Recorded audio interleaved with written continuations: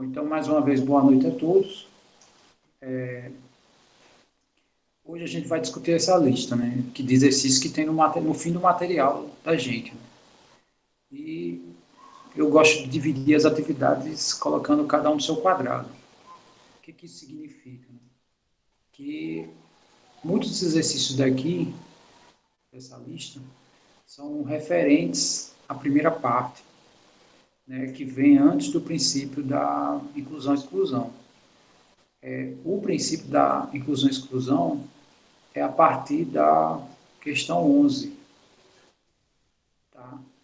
E tá um pouco misturado aqui. Por exemplo, essa 11, ela é o princípio da reflexão.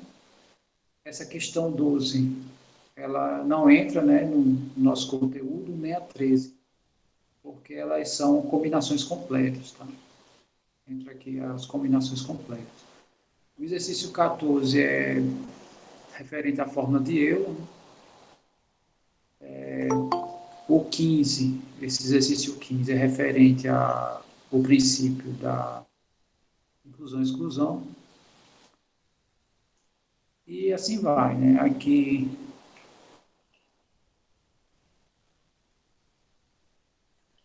essa aqui é de permutações caóticas, né? 16. A 17 também é de permutações caóticas. E assim vai. Aqui a gente vai seguindo e vai fazendo as discussões, tá? E as três últimas é referente ao princípio das gavetas. Bom, então, eu não sei se vocês fizeram, eu não sei se vocês querem mencionar algum desses exercícios, mas eu vou pegar pelo menos um de cada aqui e a gente vai fazendo a discussão deles, tá? Aí, se vocês tiverem algum, né, que, sei lá, vocês tentaram e não tiveram sucesso, aí a gente faz a discussão aqui também. Outra coisa, eu não vou até o resultado final. Eu acho que não é necessário isso, né? Eu acho assim, se a gente chegar num resultado do tipo, ó, chegamos que esse problema a gente caiu numa combinação, sei lá, de 3, 2 a 2, né? Para mim já está respondido. Isso aí não vou perder tempo aqui com conta, tá? Então, as respostas vão ficar meio que indicadas aqui.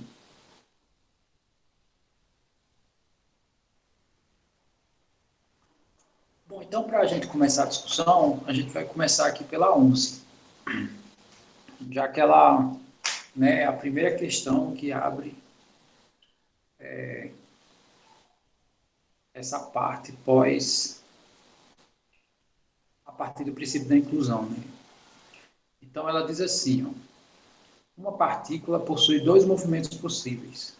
Aí, ele colocou aqui como pares ordenados, mas, na verdade, o que ele quer dizer é que um elemento está na posição XY e um movimento é fazer isso, né? Se deslocar uma unidade para a direita ou uma unidade para cima. Né? Eu tenho esses dois movimentos. Ele quer saber quantos são os caminhos possíveis para sair do 0, 0, né, da origem, até o ponto AB. Ou seja, essa questão ela é genérica, né? Ela não define um ponto específico para a gente fazer isso. Bom, então vamos fazer a discussão dessa questão. E para fazer essa discussão, vamos fazer aqui, vamos tomar aqui um plano cartesiano e fazer aqui a descrição do que ele coloca lá para a gente, tá? Então, aqui no plano,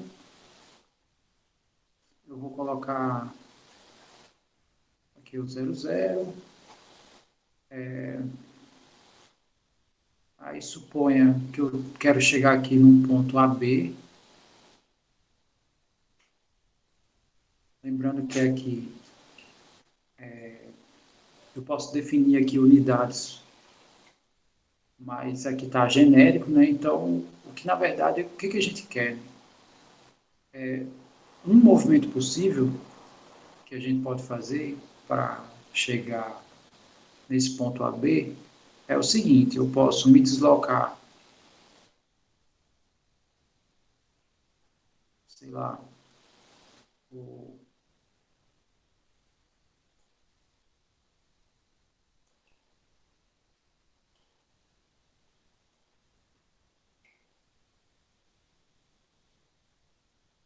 colocar aqui bem simples, mas deixa eu especificar aqui.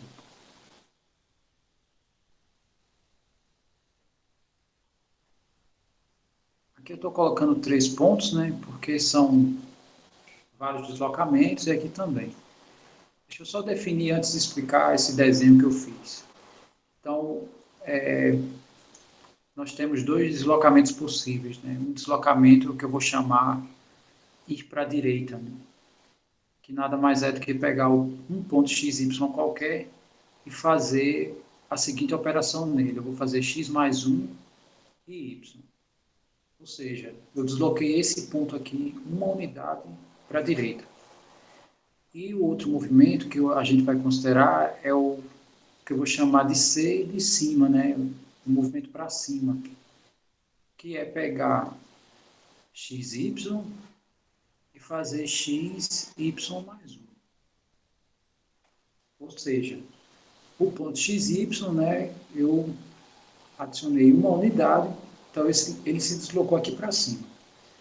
Então, a ideia geral dessa questão é a seguinte: eu realizar diversos deslocamentos à direita, né, até eu chegar aqui exatamente abaixo do ponto, né? Ou seja, eu vou caminhar aqui a unidades.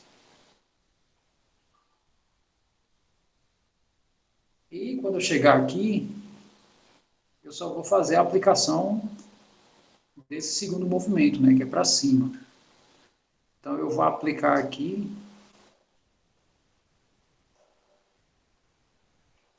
B vezes, né, ou B unidades, que é o meu deslocamento para cima. Tá, então, quaisquer outros movimentos que eu realizar, vai ter essas quantidades aqui de deslocamentos para a direita, né, e deslocamentos para cima.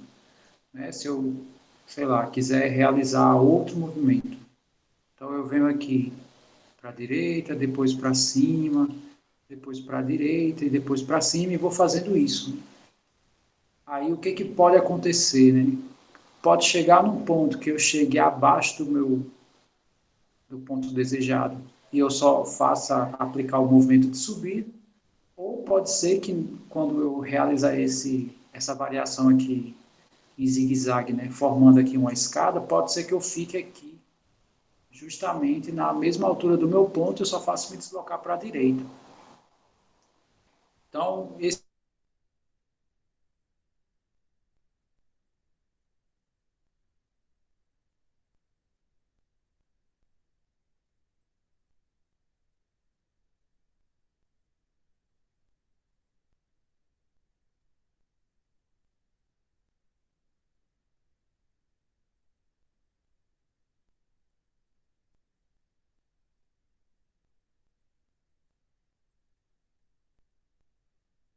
segundo movimento, né, vai ter a mesma quantidade de deslocamentos para a direita. Então, pegando um caso simples, né, para a gente visualizar melhor,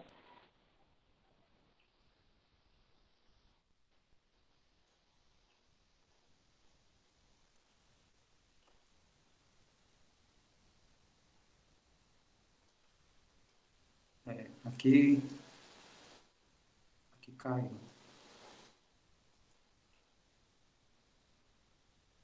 Vou colocar de volta aqui.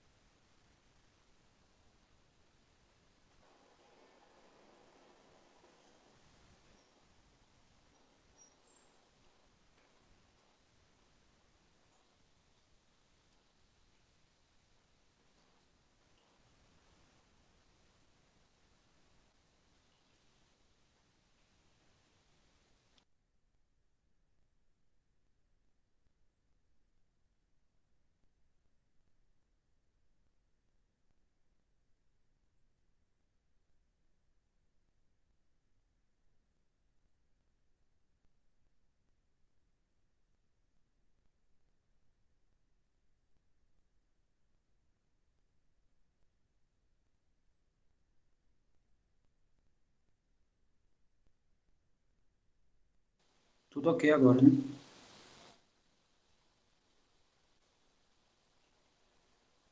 Ok. Sim, aí, pronto, tranquilo. O que eu estava querendo dizer, né, que na hora que travou, é que antes de dizer quem é o resultado, né, baseado nesse genérico, eu vou mostrar um caso bem rápido para a gente visualizar, né, como funciona. Assim, né, como funciona a ideia que eu, né, quero passar aqui. Então, vamos supor, vou pegar dois pontos bem simples, vou pegar aqui o 00, pegar aqui um ponto, sei lá,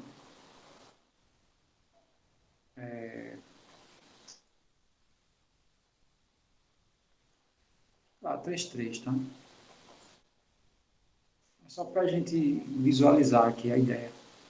Tá, então, um movimento possível, a gente, se puder realizar o movimento, a gente realiza.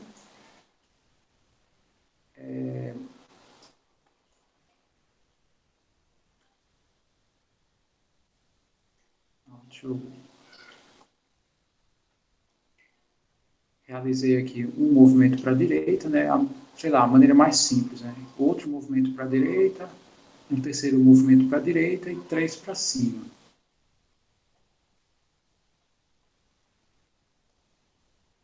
Né? Aí eu consegui, aí cheguei lá no ponto desejado. Então aqui o movimento que eu fiz é direita, direita, direita, cima, cima, cima, né? Tá, mas aí se eu quiser realizar outro movimento, sei lá, posso primeiro ir para cima, por exemplo, depois para a direita, depois para cima, depois direita, depois para cima e depois direita, né? Então, é um segundo movimento possível, né? Para sair do 00 e chegar no 33, né? Então, aqui é para cima, direita, cima e direita. Tá? Os dois, né? Esse primeiro movimento, a sequência foi essa, né? Que foi aplicado aqui no ponto 00. E aplicando isso aqui no ponto 00, eu chego no ponto 33.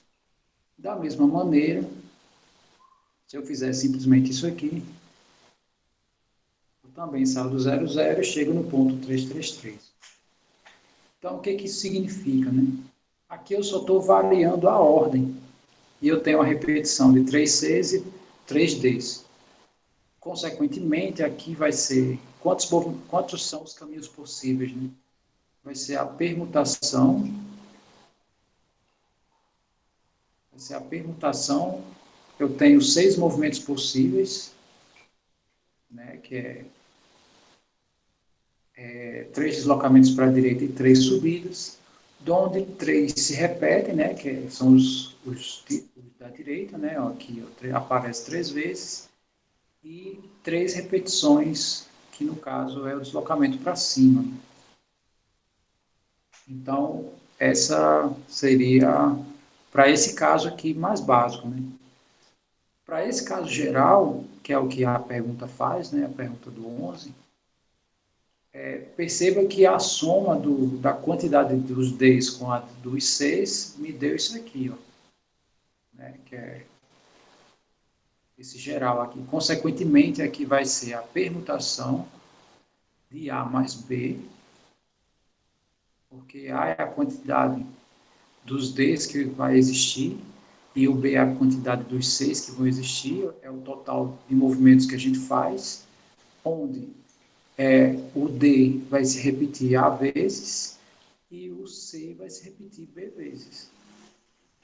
Então, essa é a resposta, né, do nosso exercício. Dá só um feedback aí se ficou claro para vocês, tá? E se ficou claro para todo mundo, aí a gente já parte para o próximo.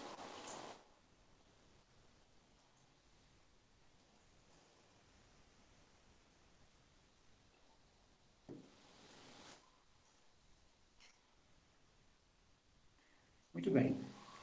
Agora,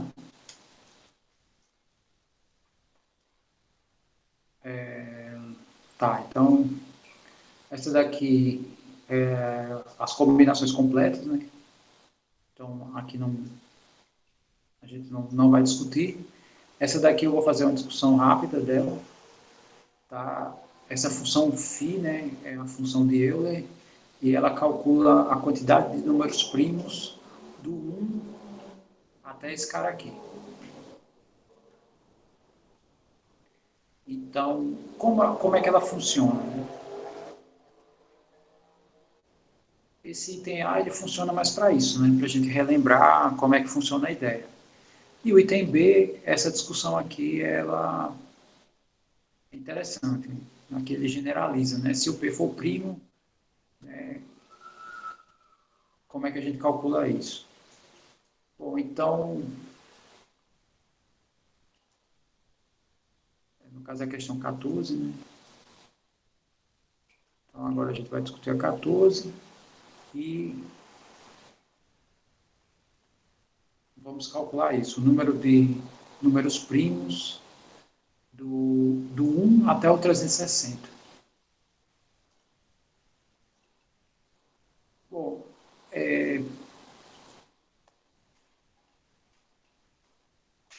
para a gente fazer a aplicação disso daqui, a primeira coisa que a gente tem que fazer é determinar a forma fatorada desse carinha aqui. Então, o nosso número P, que é o 360, aí tem várias formas de fatorar, né? Aí uma delas eu posso dizer que o 36 é 6 vezes 6,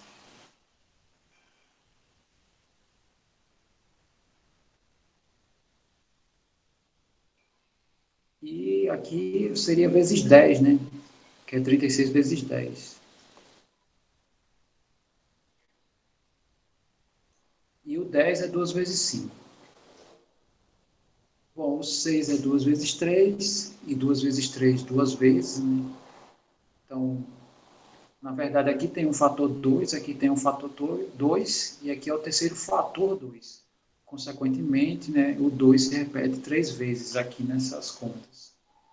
Aqui tem dois fatores 3, né? Aqui tem um fator 3, aqui também tem um fator 3. Então, vezes 3 ao quadrado, e o 5 só aparece uma vez.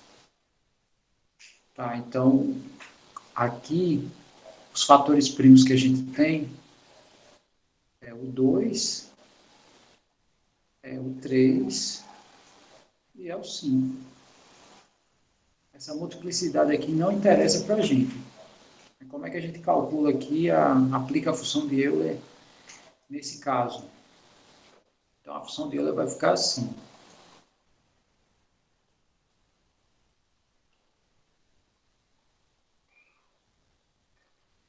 Eu vou escrever meu número dessa maneira. Fica mais fácil para fazer a conta, inclusive, os cancelamentos. Aí os fatores que aparecem na função de Euler é o seguinte, é 1 menos 1 sobre um fator primo, que o primeiro, no caso, é 2.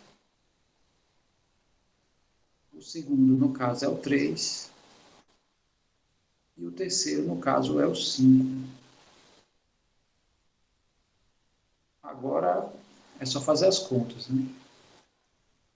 Então, não precisando entrar em muitos detalhes, mas né, deixando mais ou menos resolvido aqui, né? Então, 1 menos 1 meio dá 1 meio.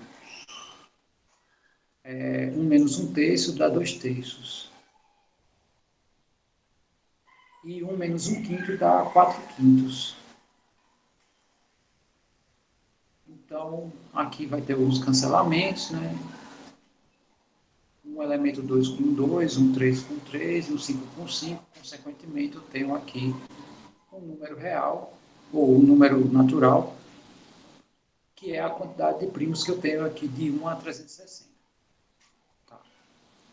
Então, tranquilo, né? Esse item A eu acho que já está tranquilo essa maneira de se fazer.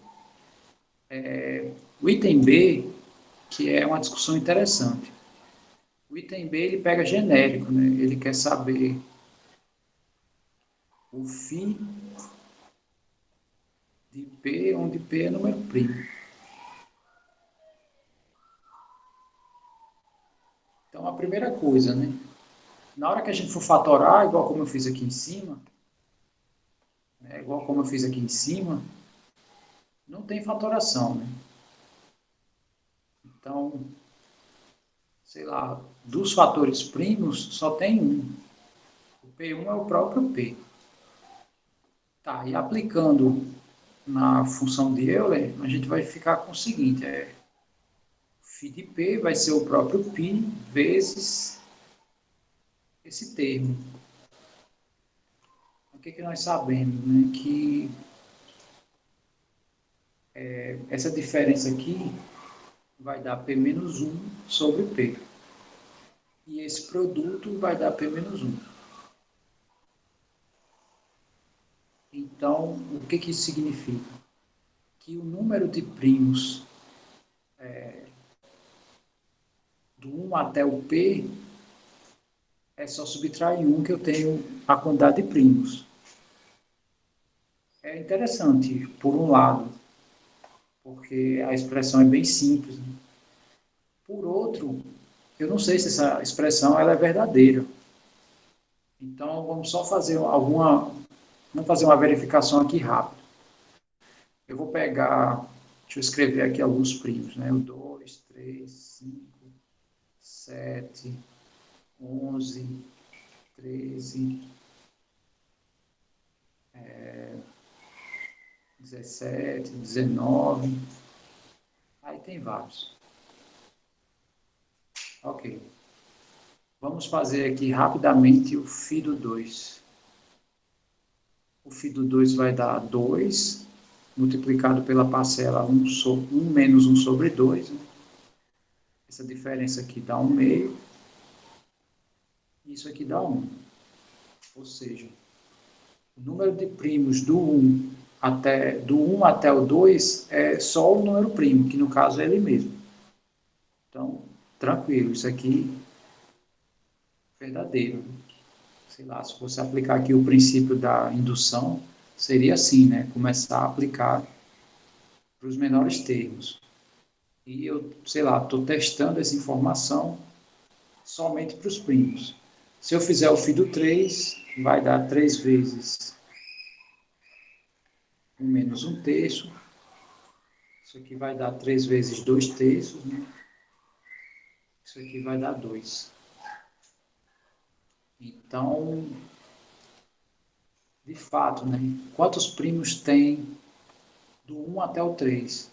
Tem 2, que é o 2 e ele mesmo. Então, aqui também, essa função é verdade aqui para o 3. Vamos ver agora para o 5. Então, para o 5 vai ficar 5 vezes 1 menos 1 quinto. Isso aqui vai ficar 5 vezes, aqui vai dar 4 quintos. E isso aqui dá 4. Então, aqui já começa, né, a tornar falso essa informação. Porque do 1 até o 5, eu só tenho 3 números primos, eu não tenho 4. E, de certa forma, vamos mais adiante. Por exemplo, se eu fizer com 13, a conta vai dar 6, tá? Ou, desculpa, a conta vai dar 12. Né? Se eu seguir essa fórmula aqui, dá 12. Não preciso nem fazer, né? No caso, aqui já tem expressão geral, né? Quer dizer, fiz contas a mais. Então, isso não é verdade, né? Se a gente for olhar a quantidade de primos que tem do 1 até o 13, não são 12. É impossível isso. Então, aqui tem 6 primos do 1 até o 13. Ou seja, essa função aqui de Euler, ela só funciona para os 2 primeiros primos. Para o resto, ela não funciona mais. Então, essa informação aqui ela é contingente, tá? Então, ela é verdade para algumas coisas e falso para as outras. Aí eu pergunto, e se vocês quisessem calcular a quantidade de números primos sei lá, como é que vocês calculariam, então, sei lá, o φ de 29, por exemplo. Se aplicando direto na fórmula, não funciona. Bom, então a ideia para calcular esse seria a gente fazer o seguinte, né? Fazer o φ do 30, né? Que é um cara que vem uma unidade após ele, e ele vai contar todos os inteiros do 1 até esse aqui, ó. Então, não tem problema. Por exemplo, se eu fosse fazer o do 13, né? Era só calcular o φ do 14. Aí, como é que eu calculo o φ do 14? Os fatores primos que tem no 14, né, são 2 e 7, que eu vou chamar respectivamente de P1 e P2, né? P1 é o 2 e o P2 vai ser o 7. Aí aplicando aqui na nossa fórmula, que no caso na função de Euler, vai ficar 14 vezes 1 menos 1 meio vezes 1 menos 1 sétimo. Isso aqui vai dar 14, aqui vai dar 1 meio, isso aqui vai dar 6 sétimos. Aí 14 por 2 dá 7.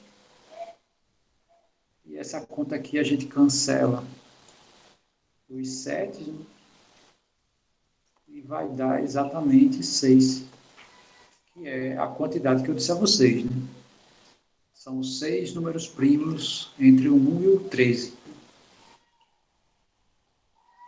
Ficou clara essa questão? Tranquilo, né?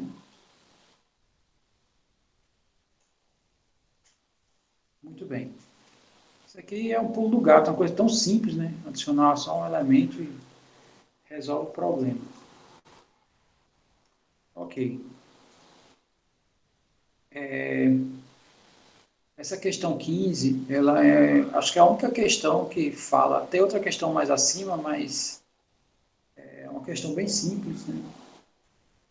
Acho que não vale nem a pena discutir, essa aqui é melhor.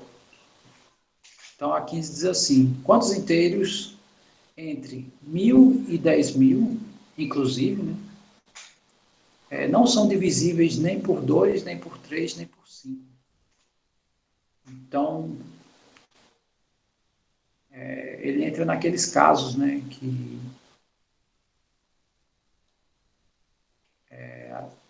a gente vai começar a adicionar coisas e tirar coisas, enfim. Mas aí a ideia, pelo menos, e o ponto inicial aqui, a chave dessa questão é visualizar a saída dessa questão, né? É visualizar qual é o caminho que a gente vai utilizar para resolver isso daí. Tem algumas questões que, às vezes, é melhor você contar todo mundo e retirar alguma conta para você determinar o que você está procurando. Às vezes, o caminho direto, ele dá muito trabalho, né? Deixa eu só mencionar uma questão aqui. Eu acho que essas 6 aqui,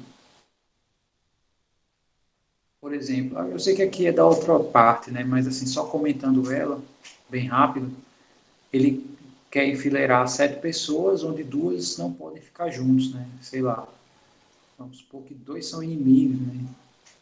Sei lá, uma fila de boxeadores, e 2 deles, mesmo, se ficar perto, né, é destruição. Então, um caminho fácil, de menos difícil, para esse caso aqui, é eu pegar inicialmente, né, a quantidade de fileiras possíveis que eu tenho com 7 pessoas e com esses 2 aí, né, que eu criei no exemplo, eu vou atrás da quantidade de filas que eles dois estão juntos. Aí o que eu faço? Pego o total de filas e subtraio dessa última, né, onde eles dois estão juntos. O que isso significa? Que vai dar o complementar, que são a quantidade de filas que eles não vão estar juntos, né? Então, para resolver esse caminho, é melhor por esse. Não sendo assim, aí a gente vai ter que começar com alguns casos, né? sei lá, imagine que um deles é o primeiro. Tá, então o outro só pode ser pelo menos o terceiro, né? Quer dizer, né? Tem o caso que ele está nas pontas e tem o caso que ele está, sei lá, no meio. Aí dá mais trabalho, é a mesma, assim, no fim das contas dá a mesma coisa, mas dá um pouquinho mais de trabalho. Aqui eu acho que uma saída interessante para resolver isso é mais ou menos por aí. Aí como seria, né, essa saída? Bom, aqui a gente tem como encontrar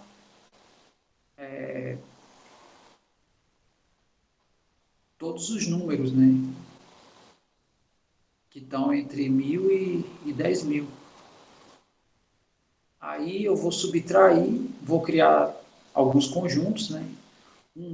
Os números que são divisíveis por 2, os números que são divisíveis por 3 e os números que são divisíveis por 5. Né? Deixa eu só escrever isso, tá? Questão 15. No nosso universo aqui, a gente tem números entre 1000 até 10.000.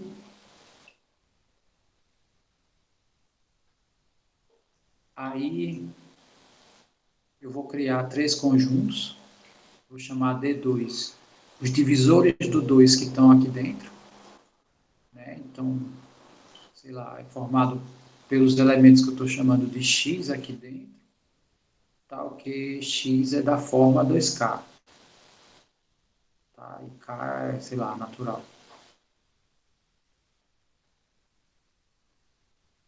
Então, esse é D2. Aí, quem seria o D3, né? Sei lá, é o conjunto dos y.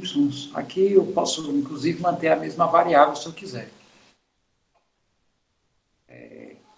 Pertence a ômega, tal que meu y é da forma 3k também. Aqui, sei lá, deixa eu cá mesmo. K também é inteiro, ou natural.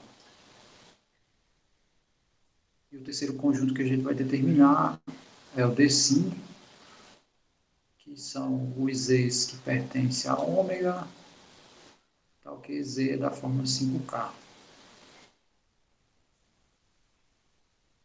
Tá, determinei aqui os três conjuntos. Qual é a expressão que vai me dar o que eu quero, né? Que é o mais importante de tudo aqui. A expressão que vai me dar o número que eu quero é essa, né? É o número de elementos que eu tenho em ômega menos, menos o número de elementos de D1 unido com D2 unido com D3. Como eu quero todos os números que não são divisíveis por 2, eu quero todos os números que não estão nesse conjunto. Como eu quero também todos os números que não são divisíveis por 3, então os números também não podem estar nesse conjunto. E nem nesse. Então essa é a expressão que me dá o que a questão pede. Aí o próximo passo é aplicar aqui o princípio da inclusão e exclusão. Então, aplicando o princípio, a gente vai ficar com a seguinte expressão. Vou deixar aqui, vou colocar colchete. Tá? Então, o número de elementos dessa união vai ser o número de elementos de cada elemento desse, né?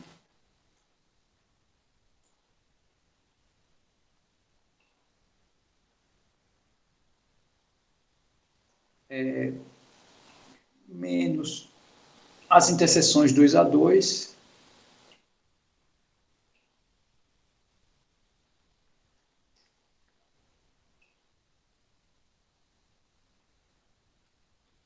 Aí tem um com 2, um com 3 e 2 com 3, né? Eu vou escrever tudo.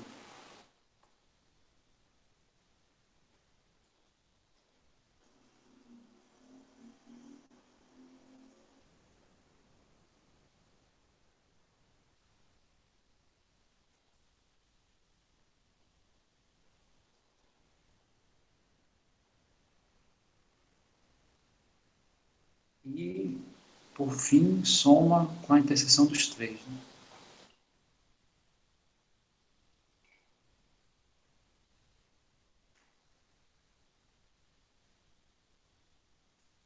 Pronto. Essa é a conta que a gente tem que fazer. Tá. Então,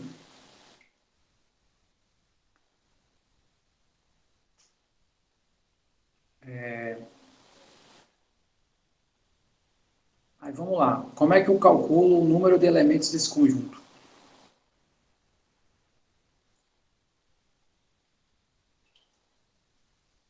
Quantos elementos tem aqui?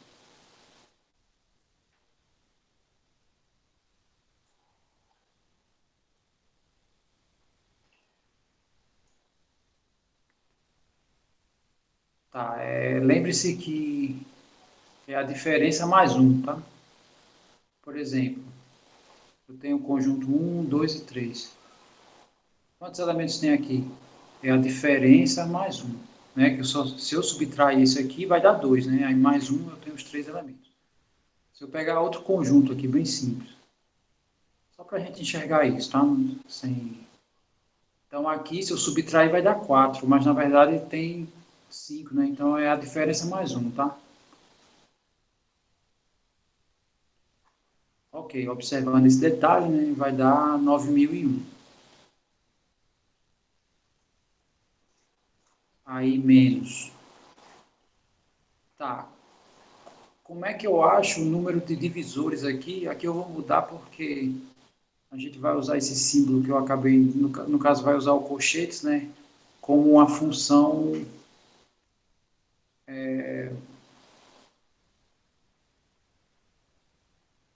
menor inteiro, tá? Então agora eu pergunto, né, quantos elementos tem eu botei D1, D2, D3, é D2, D3, D5, foi mal. Deixa eu só ajeitar aqui bem rápido. Na verdade é só mudar, botar aqui D5, né, aqui D2, D3 pode ser também. Então aqui no lugar do 1 vai ser 5, tá? Aí não faz diferença, aqui é 5 e aqui também é 5.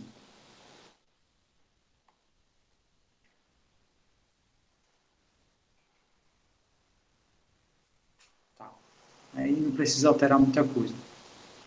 Tá, então quantos elementos tem aqui em D5? Como é que a gente sabe disso? Aí tem um detalhe, né? Porque não é do 1 até o 10.000. É do 1.000 até o 10.000. Então significa que eu vou pegar os divisores ou os múltiplos de 5, né? De 1 até 10.000, né? É só dividir por 5, né? Então eu tenho menos os que vão de 1 até 1.000.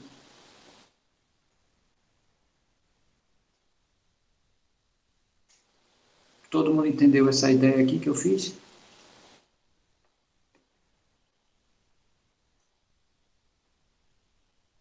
Ok. Aí, para o segundo, é a mesma ideia.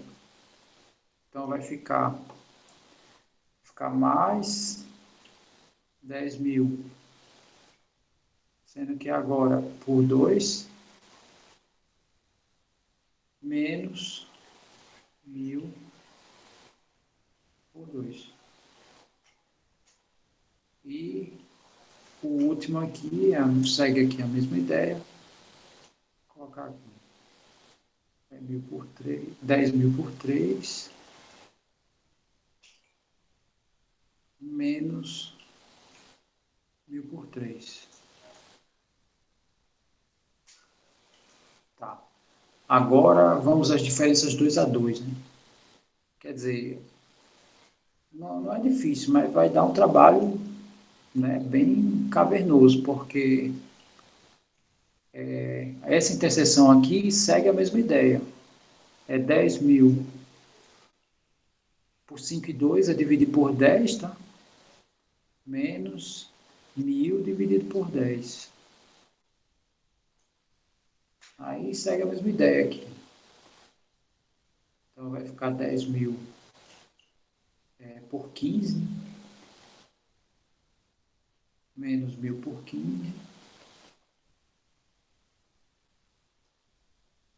e por fim, 10.000 por 6. Professor, Oi. eu não posso simplesmente dividir por 9.000 em vez de ter que fazer 10.000, não? Porque, ó, 10.000 dividido por 5 dá 2.000.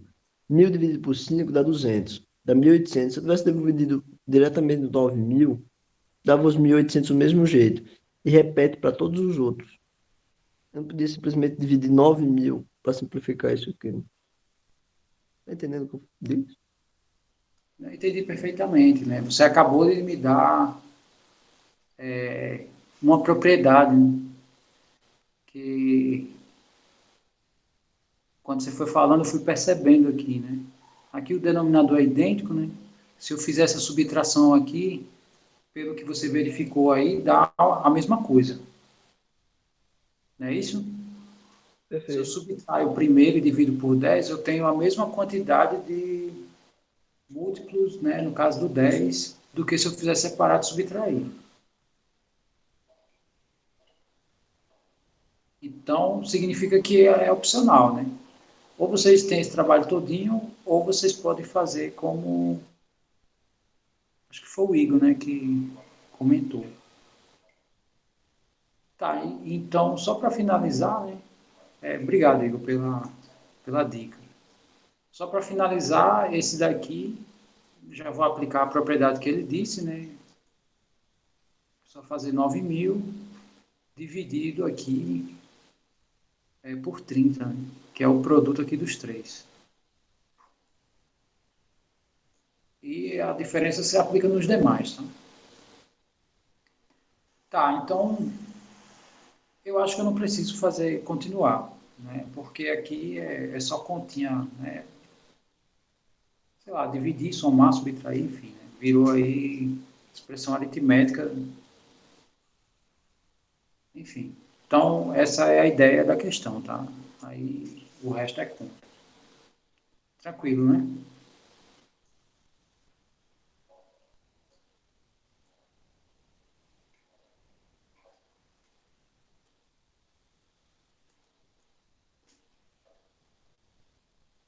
Tá, então,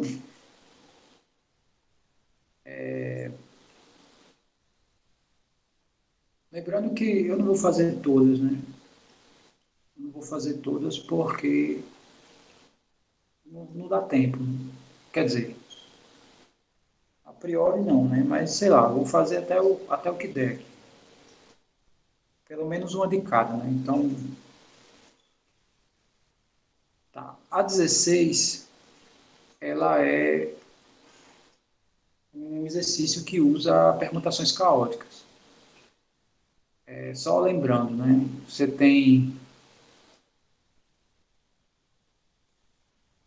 eu tenho aqui,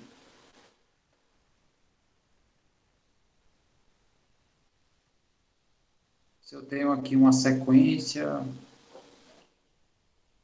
de, sei lá,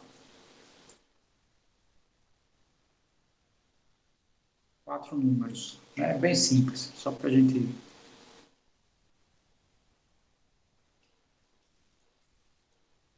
Que termo? Você está falando dessa questão ou da anterior? Ah, sim. Então, o que é uma permutação caótica, né? É quando tem a troca dos termos, né, de posição, e os elementos não estão nenhum deles na posição inicial, que é essa que vocês estão vendo. Então, no caso esse aqui, né, sendo direto, a gente viu que a expressão, né, que a gente tem é essa, né, em fatorial sobre, sei lá, 1 sobre 0 fatorial, aí aqui alterna, né, -1 sobre 1 fatorial, mais um sobre 2 fatorial, e aqui segue até o último termo que tem esse formato aqui. Tá? Lembrando que isso daqui é aquelas funções, né, que eu tenho n conjuntos, eu quero saber quantos elementos tem em P desses n's, né, mas, né, aquelas fórmulas são as geradoras, né, dessa expressão aqui. Então, aqui seria simplesmente o D4, né, seria, sei lá, 4 fatorial, né, aí vou fazer até,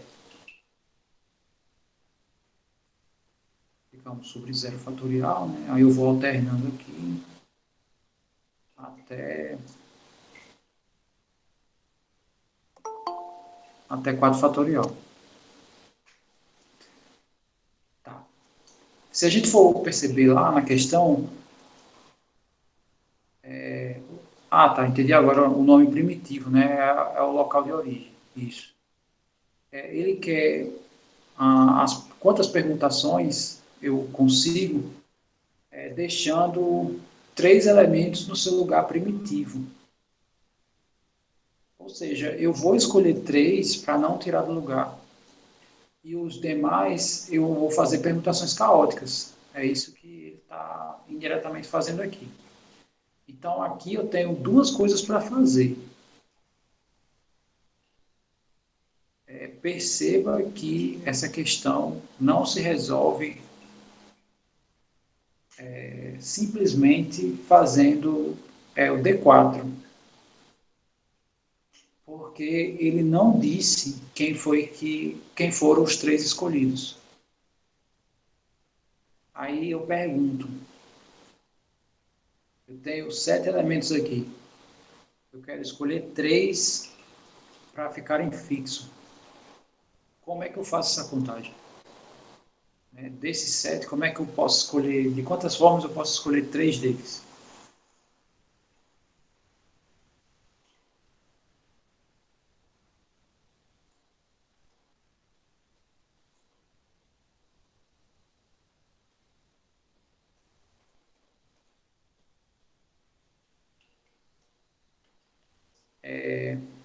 Essa pergunta é relativamente simples, tá? Permutação com repetição é porque, na verdade, a gente não quer permutar, a gente simplesmente quer escolher. Então, por exemplo, eu quero apontar, né? Sei lá, eu quero que fique fixo 2, o 5 e o 7. Não estou trocando ninguém de lugar, então não é permutação, tá? Para resolver essa questão da escolha dos 3. Como eu tenho 7 disponíveis e eu quero escolher uma quantidade menor do que eu tenho, aí a gente entra em 2 casos simples. Ou vai ser um arranjo, essa escolha, ou vai ser uma combinação. Como é que eu sei a diferença, né? Só relembrando. Arranjos é quando a gente quer sequências, e combinação a gente quer conjuntos. Como a gente quer escolher 3 para ficarem fixos na sua posição primitiva, como o texto diz, então, na verdade, eu não estou preocupado com as sequências. Por exemplo, se eu escolho 3, 5 e 6, 6, 5 e 3 é a mesma coisa. 5, 6 e 3 também é a mesma coisa, porque eu só vou fixar os 3. Então, não importa a ordem da escolha, né? O que importa é que eu escolha 3. Então, o que isso significa? Né? Que vai ser uma combinação de 7, 3 a 3 vezes, né? Por que é vezes? Né? Se a gente for reestruturar logicamente a pergunta, seria de quantas maneiras eu posso escolher 3 para ficarem fixos e 4 para permutarem de maneira caótica. Ou seja, esse prefixo i, né, ele tem correlação com o produto. Sei lá, pegando outro exemplo de probabilidades. Qual a probabilidade da ocorrência de um evento A e um evento B, sabendo que eles são independentes? É o produto das probabilidades. Né? Aqui seria mais ou menos isso. Essa ideia. Né?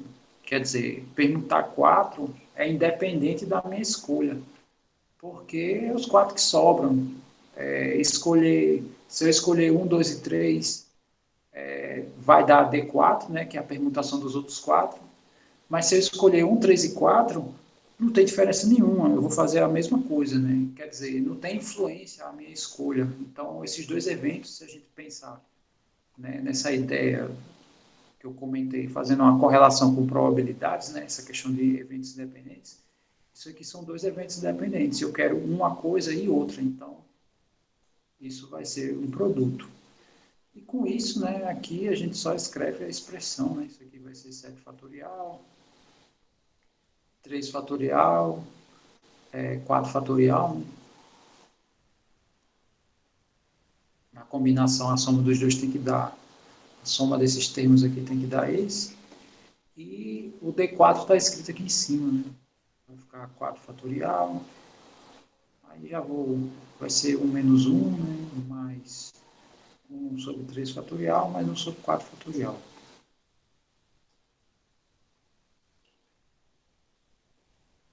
E acabou.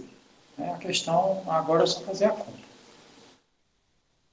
Deu para visualizar, né? A ideia, a questão.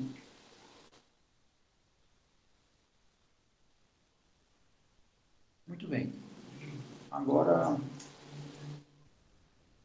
vamos aqui dar sequência. Aqui é uma questão interessante. Eu não fiz ela, mas ela também entra na mesma ideia das permutações caóticas. Porque, sei lá, ele quer saber, sei lá, quantas funções bijetoras, né, não tem esse tipo de solução. Aqui eu vou só comentar, tá? Então, sei lá, você tem isso aqui, tá?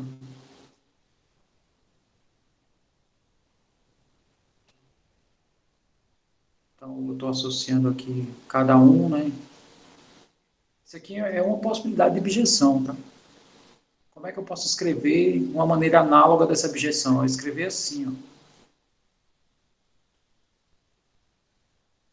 Ou seja, o primeiro é esse, o segundo é esse, né? Isso aqui eu posso considerar como uma ordenação. Então, essa objeção nada mais é do que os elementos nos seus lugares primitivos. E aqui funciona isso, né? F de x igual a x. Quando é que isso aqui não funciona? Quando eu trocar qualquer um de posição aqui. Então, sei lá, se eu pegar uma segunda objeção que isso não funcione, basta eu pegar essa.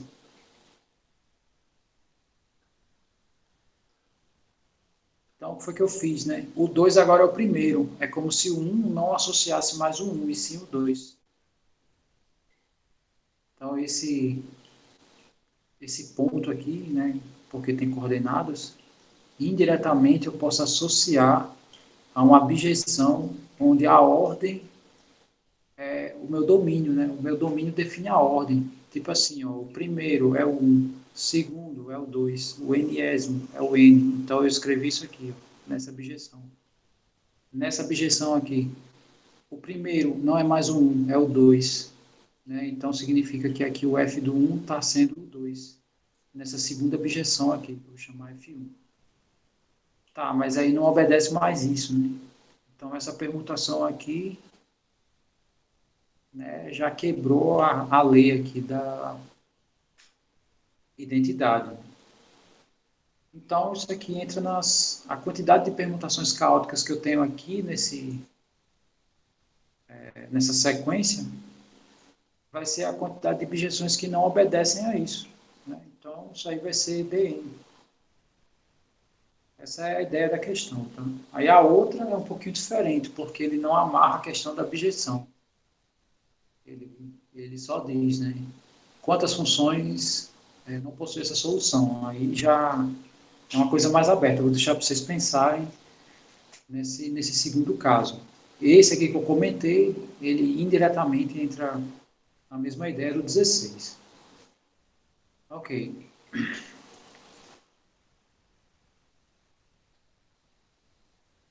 Agora eu vou pular dar um salto aqui. A gente vai discutir agora a 19. Antes de continuar, me dê só um feedback aí, se deu para entender um pouco desses comentários que eu fiz. Eu sei que não comentei a questão completa, né? Só para saber se esse pouco que eu comentei ficou claro, né? Ou se vocês, sei lá, acham que eu devo comentar mais alguma coisa.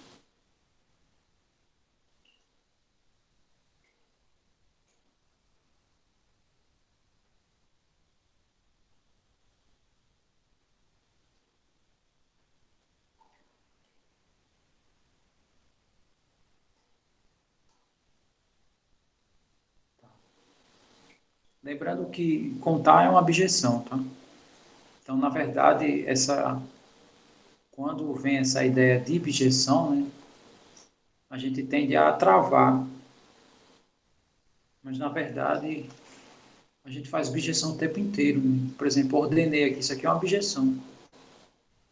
O primeiro é o 1, o segundo é o 2 e assim vai. Essa sequência aqui é um caso particular dessa objeção aqui. Então, sei lá, outras turmas, né, quando eu comentei assim, essa questão, ou a outra, né, tem outra questão de objeção mais acima, aí já teve, alguns comentaram coisas do tipo, vixe, já não gostei dessa questão, né, mas de fato, quando eu trouxe a objeção para esse contexto, acabou-se, né, porque um simples ponto, né, formado aqui por coordenadas, equivale a essa objeção aqui. Mas, enfim.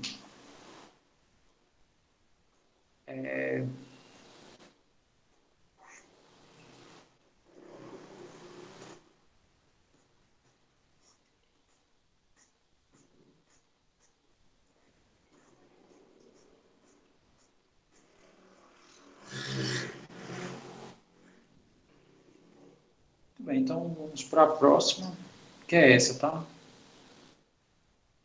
A 19.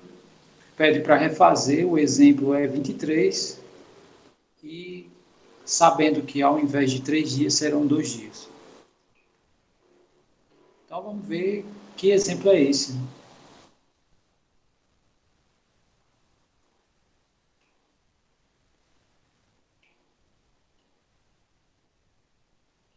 Está aqui o E23, ela diz assim, né? Jarbix vai ter aulas de espanhol 3 vezes por semana em dias não consecutivos. De quantas formas pode ser feita essa escolha? Tá, ao invés de 3, ele manda substituir por 2. Aí aqui é direto no seguinte sentido, né? Não em relação à ideia, e sim em relação à aplicação. Isso aqui cai no segundo lema de Kaplansky, né? Porque,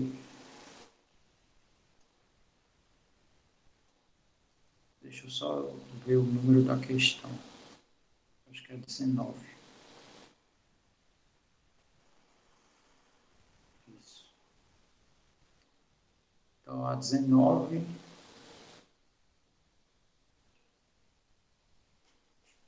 nós sabemos que eu tenho aqui o domingo, segunda, terça, né? Ou seja, quarta, beleza, quinta, já escrevi tudo, sexta e sábado. Isso aqui é circular, né? Ou seja, o sábado e o domingo são elementos em sequência. Então, a função que calcula essas coisas, né, é a função g, né, que tem parâmetros np, caso n é o número de elementos e p é a quantidade de elementos que a gente quer daqui. E isso aqui, a expressão que, né, me dá isso é essa daqui.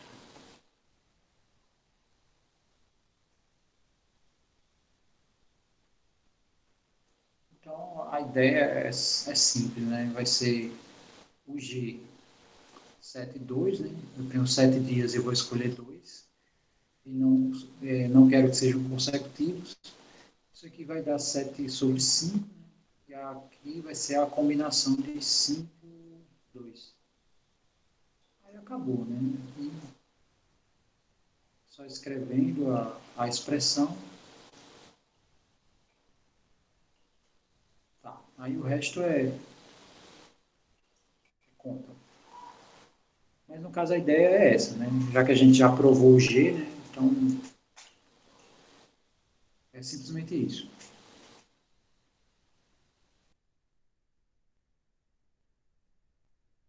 Tranquilo, né?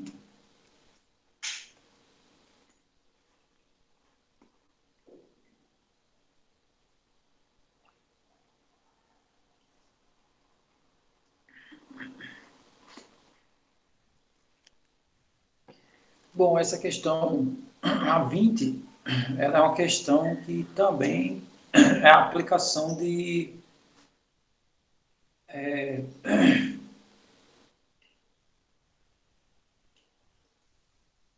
princípio da reflexão, tá? Essa questão aqui se usa o princípio da reflexão. Aí a gente, como iniciamos essa discussão com o princípio, né? A priori, a minha preocupação é fazer pelo menos uma de cada, né? E a gente chega aqui nos princípios no princípio das gavetas, tá? São 3 questões curtas, tá? Aqui a questão 23, ela é uma questão assim que a maneira como você arruma as gavetas, né, lhe dá diretamente esse resultado, né, que é uma questão que ele pede para provar. Aqui eu vou fazer o caminho da prova, né, eu não vou produzir o texto da prova,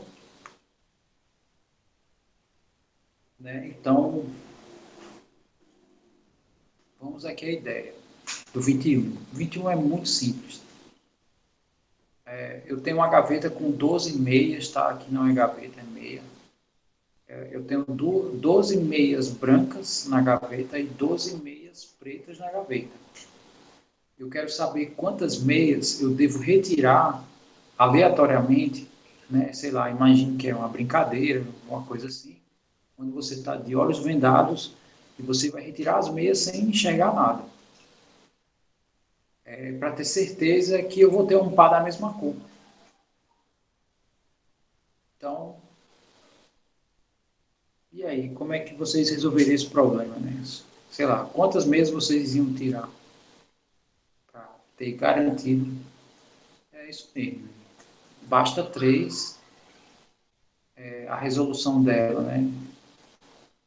O princípio das gavetas, a gente tem que criar as gavetas, né? Então, as gavetas que a gente vai criar são simples, né? Eu vou criar a gaveta das brancas, eu vou criar a gaveta, sei lá, das pretas. Aí, na hora de retirar, aí eu retiro a primeira, suponha que a primeira é preta. Tá, eu vou retirar a segunda. Se a segunda que eu retirar for preta, acabou. Mas, considerando que você está de olhos vendados, você não sabe. Você não sabe se a segunda que você está com ela na mão, por exemplo, é preta também. Então, você pressupõe, sei lá, que é branca. Tá, então a próxima que você tirar vai ser, ou vai estar nessa gaveta, ou vai estar nessa gaveta, né? Vai ter. Então, são 3, né? Aí a terceira, sei lá, se cair aqui, acabou. Então, basta 3. Então, a questão é só isso. Todo mundo entendeu, né? Essa aí é super simples, tá? Ficou claro, né? A ideia? Muito bem, essa é bem fácil. Vamos para 22. Eu quero o número mínimo de pessoas que deve haver em um grupo para que possamos garantir que nela haja pelo menos 5 pessoas nascidas no mesmo mês. Então, essa questão é assim.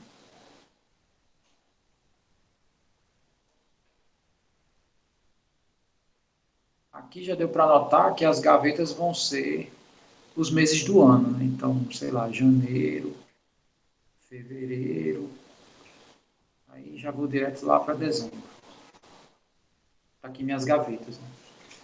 Aí eu quero pegar um número de pessoas onde é garantido que se eu escolho aquele número, sempre eu vou conseguir 5 pessoas que nasceram no mesmo mês. Bom, então, sei lá, que ideia vocês têm para resolver esse problema, né? Quantas pessoas vocês tirariam?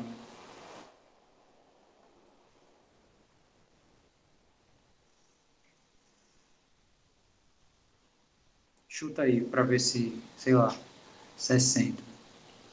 É um bom chute, né? Em particular, se você escolher 60 pessoas, eu lhe garanto que você consegue 5 no mesmo mês. Mas aí, pronto, aí Kaique já disse 48. Né? Aí a discussão já começa a ficar mais acirrada, né? Não, Tá, professor, então, 49, foi errado no caso. Porque a partir do momento 49. que eu fizer 48, tenho 4 em cada uma no mínimo, e na 49 eu vou ter certeza que pelo menos uma vai estar em algum mês. Tudo bem. É isso mesmo.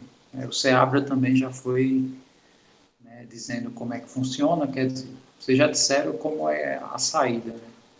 Então a ideia é justamente isso, tá? Vamos supor, né, que, sei lá, um azarado vai começar a chamar pessoas, né, perguntar o mês que nasceu e vai fazer o registro. Aí suponha que essa pessoa que está fazendo o registro, né, ela quer, sei lá, chegar o mais rápido possível em 5, né, declarando um determinado mês. Então, suponha que ela chama, sei lá, as 12 primeiras e cada um é de um mês, né? Então, aqui tem 12 pessoas. Aí, no segundo mês, né, ou ele chama mais 12. E essa segunda leva, cada um também é de um mês, né? Ou seja, está dificultando. Ele só vai parar quando chegar 5 pessoas no mês. Tá, então, seguindo um pouco dessa ideia aqui que eu estou falando, na pior das hipóteses, né, eu tenho que ter aqui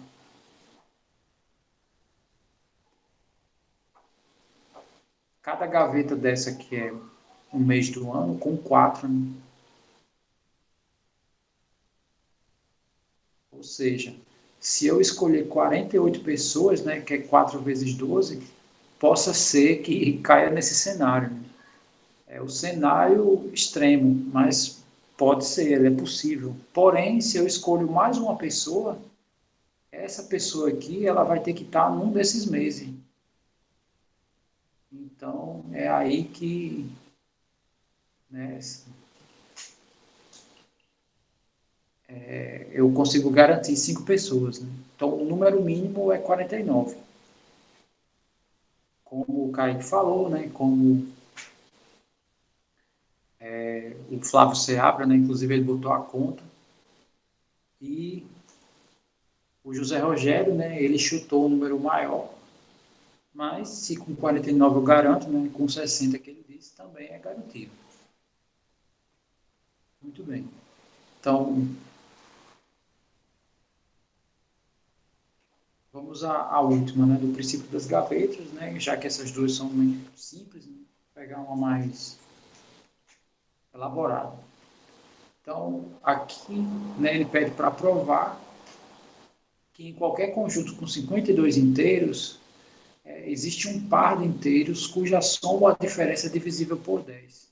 É uma coisa bem forte, assim, né, quando você vê, sei lá, você faz a primeira leitura, né, porque ele diz, né, ou a soma vai dar um número divisível por 100, ou a diferença.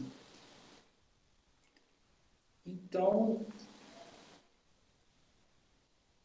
a questão é como eu organizo as gavetas. Alguém tem alguma ideia de como organizar as gavetas de tal maneira que eu consiga garantir isso?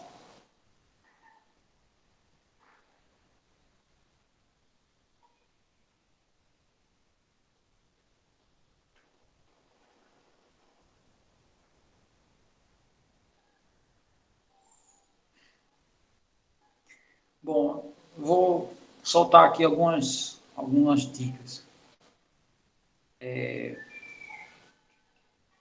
Para o número tem que ser divisível por 100.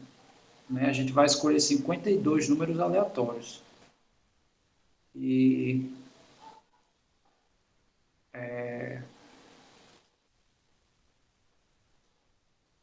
a gente sabe que como é que é, sei lá, eu pego um número aleatório e número não, sei lá, imagino que eu peguei aqui os 52, tá? Do N1 ao N52. São 52 números quaisquer, naturais. Então, sei lá, imagino que eu peguei aí um NJ, né? Como é que eu sei o resto da divisão, né? Como é que eu faço a divisão dele por 100? Então, eu sei que isso aqui vai ser 100 vezes um certo quociente, né? Mais um resto, que eu vou chamar aqui um resto RJ. Então, as nossas gavetas, né, elas têm que estar focadas aqui nesse resto.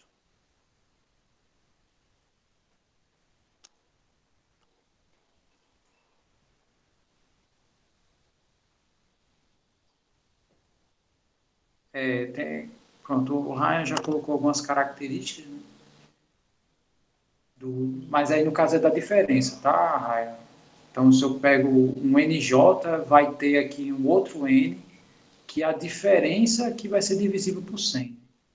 Então, quando é que o número é divisível por 100, né? Suponha que, sei lá, o NK ele é divisível por 100. Então, o NK ele é dessa forma.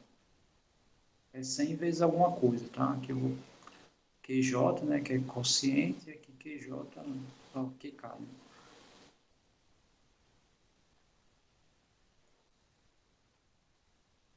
Tá, então a ideia é olhar as possibilidades dos restos. Quando eu divido o número por 100, né, quais são os restos possíveis? Então, pode ser que dê resto zero, como nesse caso aqui, né, que eu peguei aleatoriamente. Pode ser que dê resto 1, ou pode ser que dê resto 99. Aí aqui eu vou colocar ou um a mais ou um a menos, eu vou colocar numa casa só, tá? Aí, consequentemente, eu tenho 2,98, né, que aqui ou excede 2 ou falta 2, né? E eu vou formando aqui minhas casas, né? As minhas gavetas vão ser assim, né? Então, a minha penúltima gaveta vai ser 49 e 51, né? Que são restos possíveis. E a última gaveta é 50, que pode ser que dê resto 50. Aí eu não preciso escrever 50-50, assim como eu não preciso escrever 00. Ok. Quantas gavetas tem aqui? Quantos conjuntos eu escrevi aqui?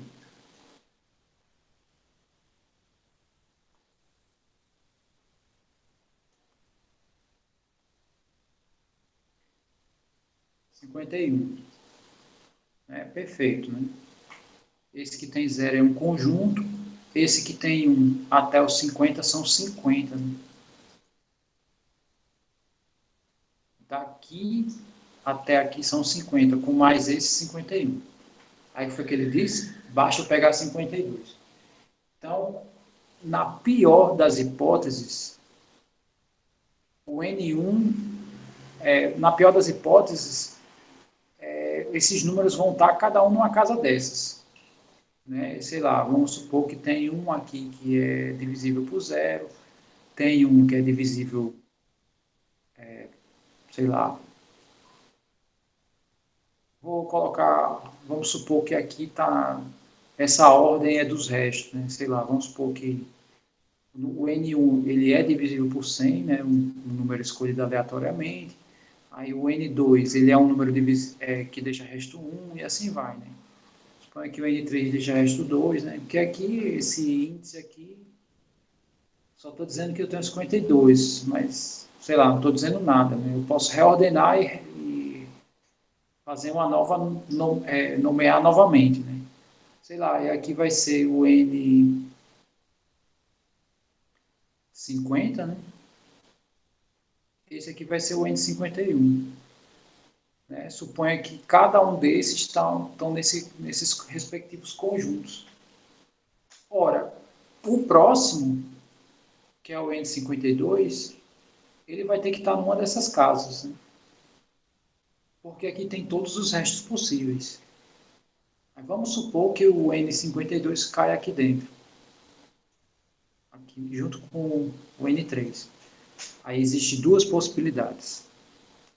Primeira possibilidade, o N3 ele é da seguinte maneira, né? Ele é 100 vezes um certo Q3, que é chamar um terceiro quociente, mais 2, né? Porque é o resto que eu associei aqui a ele. E esse N52, ele é da seguinte maneira, 100 vezes um Q52 mais... aí eu tenho duas alternativas. Ou ele vai dar resto 2, né? Pode ser que ele dê resto 2, ou pode ser que ele dê resto 98.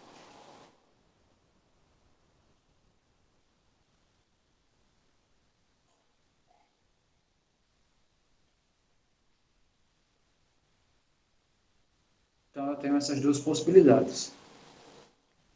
Se o meu N52 for nesse formato aqui, se eu subtrair, aí a diferença vai ser o múltiplo de 100, porque aqui vai dar zero, né? Então, sei lá, se eu fizer N52 menos N3, vai dar 100 vezes Q52 menos Q3 mais zero. E essa diferença aqui é 100 vezes alguém, ele está nesse formato aqui. Então, aqui é divisível por 100, tá? Beleza, cheguei aqui onde eu queria. Lembrando que, do jeito que eu estou escrevendo aqui, eu posso considerar, inclusive, como uma prova, né? Lembrando que basta dizer que o que aconteceu aqui pode acontecer com qualquer outro, né? O N52 pode estar em qualquer outra casa, vai acontecer exatamente essa mesma coisa. E outra coisa, né?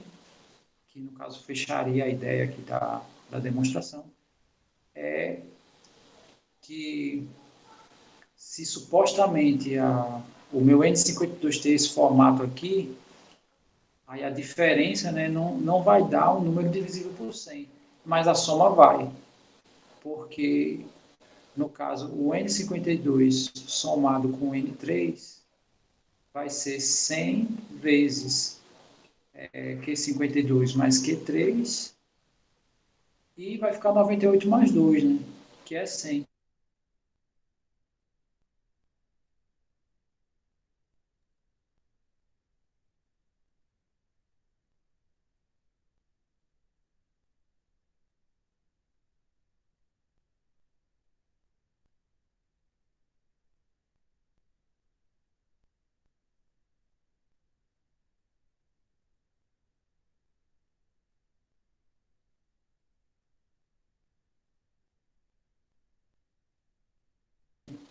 Se eu boto esses dois em evidência, né, não tem mais resto.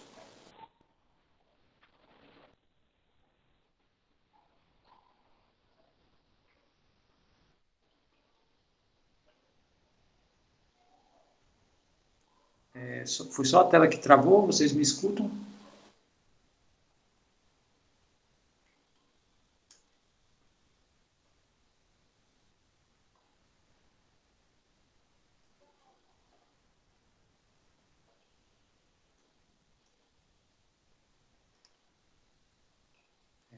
Caiu, né?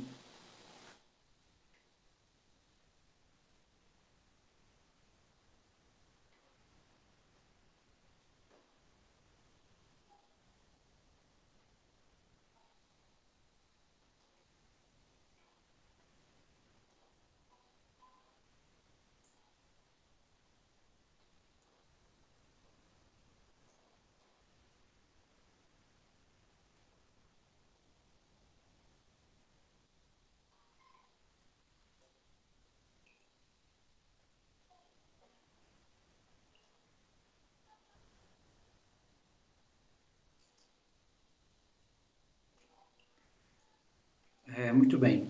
Vocês tinham... Deu para entender a ideia antes de travar e de cair? Vocês já tinham pego a ideia completa? Ou travou, sei lá, em algum momento?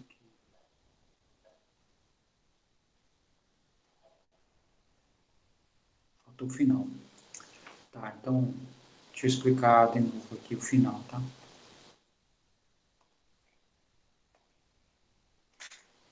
Bom, então a ideia é a seguinte.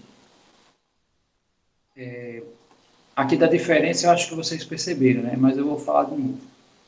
Então, montei aqui as casas com os restos possíveis, né? E supostamente eu pegando aqui 52 números aleatórios, naturais, o caso mais extremo é se cada um desses números possui essas características, né? No caso, esse cara está aqui, né? Onde aqui é um conjunto que está me dizendo o resto da divisão desse cara por 100, e aqui vai seguir, né? Estou supondo que o N2 deixa resto 1 quando dividir por 100, esse N3 deixa resto 2, assim vai. Aí, beleza, na pior das hipóteses, o primeiro número até o número 51, né, escolhido aqui, está cada um numa casa. Então, o N52, ele vai estar numa delas. Ou seja, tem dois números desses, né, que vão estar numa casa específica. Aí eu fiz a suposição, né, como ele pode estar em qualquer uma dessas, eu escolhi a terceira casa. E na terceira casa, aí eu tenho essa hipótese, né? O N3 ele é escrito dessa forma, como eu fiz a suposição inicialmente, e meu N52 pode dar dois restos, ou pode dar resto 2, ou pode dar resto 98. Se ele der resto 2, né, para que fique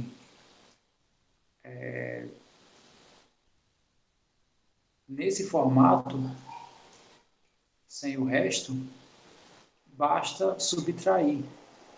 Então, se eu subtrair o N52 do N3, vai dar aqui um múltiplo de 100 mais zero. E com isso, se meu N52 for desse formato, eu tenho que a diferença dá um divisor do 100. Por outro lado, se ele não for nesse formato, né? Se ele não deixar resto 2 e sim 98, então, se eu subtraio, eu não tenho um divisor por 100. Porém, se eu somar, eu tenho, né? Se eu somar N52 com N3, vai dar aqui um múltiplo de 100, né? Que é a soma desses dois, eu posso colocar o 100 em evidência. E 98 mais 2 dá 100 também. Então, eu coloco esses dois aqui em evidência. Só completando aqui, né? Já que eu estou aqui com a mão na massa mesmo. Então, isso aqui vai ficar com o seguinte formato: N52 mais N3. Colocando esses dois em evidência, vai dar 100 vezes Q52 mais Q3 mais 1. Ou seja, isso aqui tem esse formato também.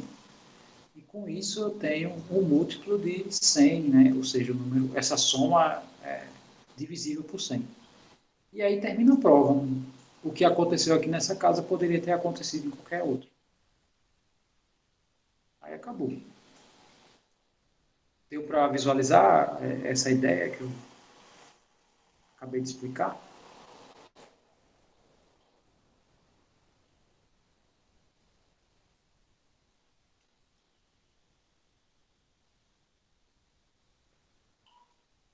Muito bem. Tá, então aqui foi resolvido um de cada, né? Aí é com vocês, tá? Se vocês quiserem discutir mais algum, aí é com vocês. Caso vocês queiram, sei lá, encerrar essa reunião, também é vocês que dizem, tá?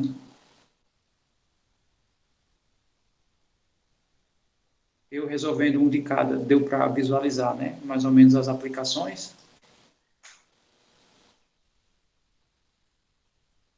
de cada um, deu, né? A intenção, na verdade, era essa, né? Sei que ainda sobrou um tempinho, né? Quer dizer, sobrou 5 minutos só, né? Pois tá bom. Eu acho que com esses exercícios que eu fiz com vocês e com o que eu fiz com as outras turmas também, dá para dar uma boa base assim para eu criar a,